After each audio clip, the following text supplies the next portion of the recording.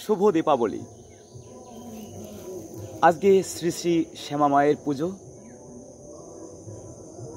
প্রভাতকাল, বেলা এখন 6:15 হবে।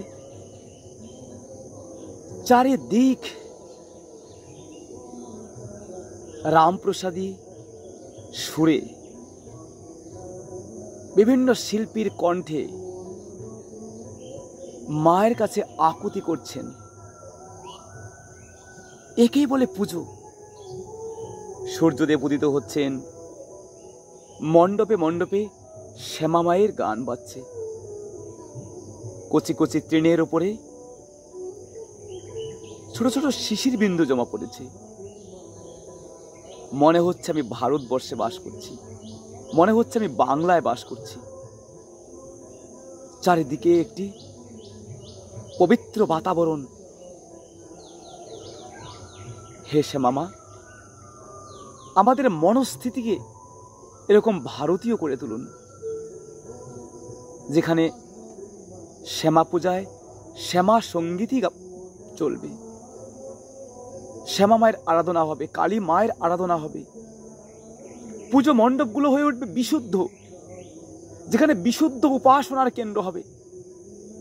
তরুণ তরুণীরা যাবেন, মায়ের কাছ থেকে প্রার্থনা করবেন, হে মা, ভক্তি দাও, জ্ঞান দাও, মনুষ্যত্ব দাও, আমাদের বিবেক চৈতন্যকে জাগ্রত করো মা।